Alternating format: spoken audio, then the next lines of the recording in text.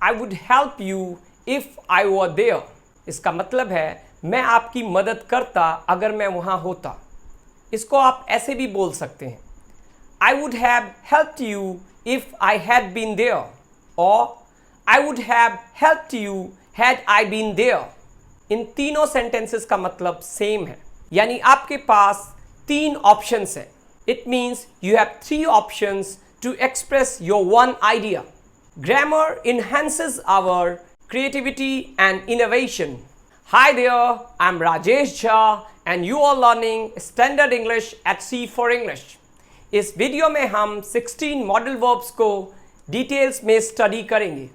अगर आप 11 auxiliary verbs और 16 मॉडल वर्ब्स को अच्छी तरह यूज़ करना नहीं जानते हैं तो आप कभी भी इंग्लिश में कोई भी क्वेश्चंस ना तो फॉर्म कर पाएंगे ना ही किसी क्वेश्चन के आंसर्स को कॉन्फिडेंटली दे पाओगे, क्योंकि दुनिया के सारे यस नो क्वेश्चंस और नेगेटिव आंसर्स इन्हीं 27 वर्ब्स से बनते हैं. 11 ऑक्सिलरी वर्ब्स का यूज़ मैं आपको लेसन 13 में पढ़ा चुका हूँ. इस वीडियो में मैं आपको 16 मॉडल वर्ब्स का यूज़ करना सिखाऊंगा. There are 16 modal verbs in English grammar. These are can, could, shall, should, ought to, must, will, would, used to, may, might, need, dare, have to or have got to, has to or has got to and had to. Modals के साथ हमेशा verb की first form का use करें. Modal is a special kind of verb that expresses ability, possibility, necessity, permission, intention or doubt.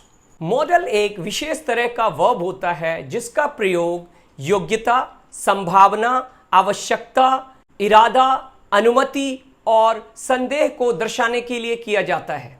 M-O-D-A-L इसका pronunciation है modal. और एक और वर्ड होता है M-O-D-E-L. इसका ब्रिटिश प्रोनाउंसिएशन है मॉडल और अमेरिकन प्रोनाउंसिएशन है मॉडल. ये फैशन और डिज़ाइन के लिए यूज होता है. Let's learn all these models in details.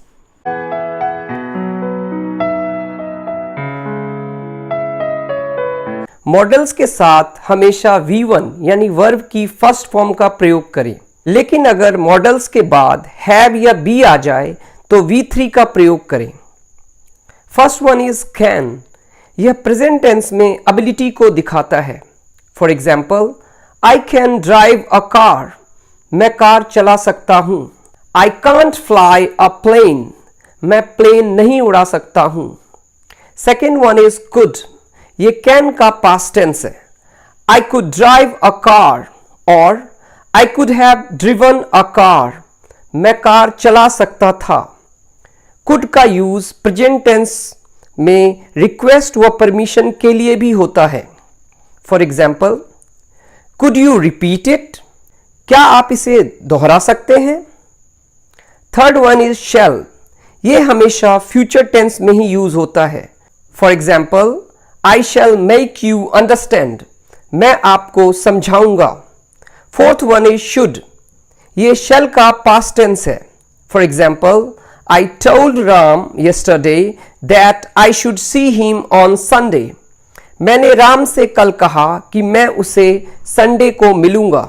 Present tense में इसका मीनिंग प्रायः चाहिए होता है. For example, we should take exercise. हमें व्यायाम करना चाहिए. अगर इसमें हैव और V3 लगा दें तो ये पास्ट टेंस में चेंज हो जाएगा. For example, we should have taken exercise. हमें व्यायाम करना चाहिए था. Fifth one is ought to. ये भी शुड जैसा ही होता है. For example, we ought to be thankful.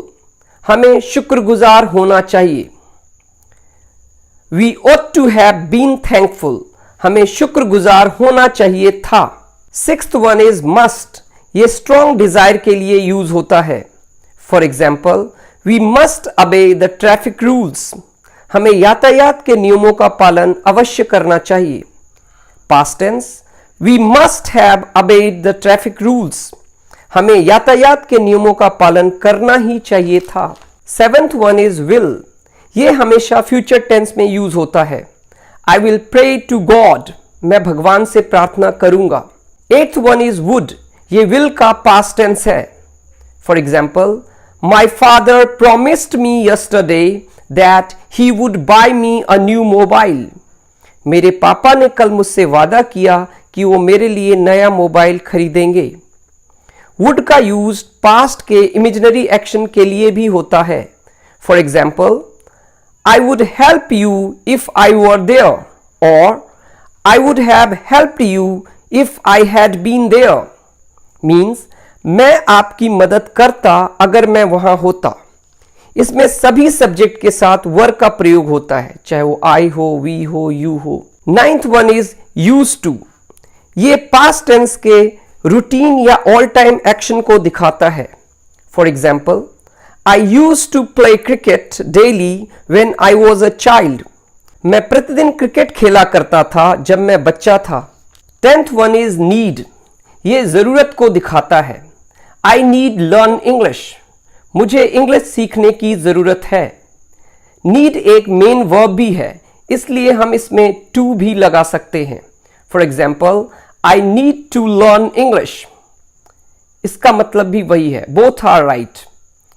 अगर ये मॉडल होगा तो इसमें हम टू नहीं लगाएंगे, लेकिन अगर ये मेन वर्ब के रूप में यूज होगा तो हम इसमें टू लगा सकते हैं।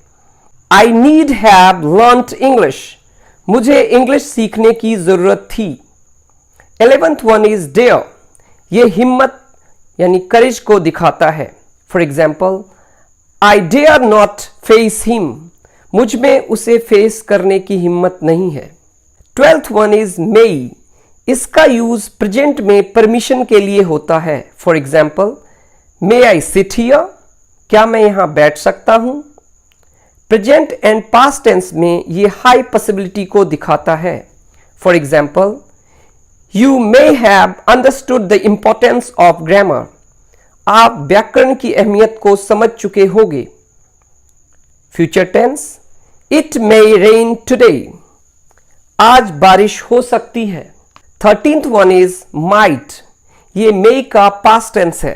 For example, you might have understood the importance of grammar, आप शायद व्याकरण की अहमियत समझ चुके होंगे। फ्यूचर टेंस में ये लेस पॉसिबिलिटी को दिखाता है। For example, it might rain today, आज शायद बारिश हो सकती है। 14th one is have to और have got to. Have to American model है, जबकि have got to British model है। ये फोर्स यानी मजबूरी को दिखाता है। For example, I have to go और I have got to go, मुझे जाना पड़ेगा या मुझे जाना होगा। 15th one is has to और has got to. Has to American English है और has got to British English है। टेंस के वीडियो में मैं आपको बता चुका हूं कि हैज का प्रयोग किस किस सब्जेक्ट के साथ होता है। For example, Ram has to come और Ram has got to come, Ram को आना होगा या राम को आना ही पड़ेगा। And 16th one is had to, ये have to and has to का पास्ट टेंस है। For example, I had to go there, मुझे वहां जाना पड़ा या मुझे वहां जाना पड़ा था। आप भी इसी तरह से नए सेंटेंसेस को फॉर्म करें और इसकी प्रैक्टिस करें। अगर आप हमेशा हिंदी में सोचोगे तो कभी भी फ्लुएंट इंग्लिश नहीं बोल पाओगे। इसलिए मैं अपने नेक्स्ट वीडियो में आपको 21 टेंसेस और 16 मॉडल वर्ब से इंग्लिश में सोचना और बोलना सिखाऊंगा।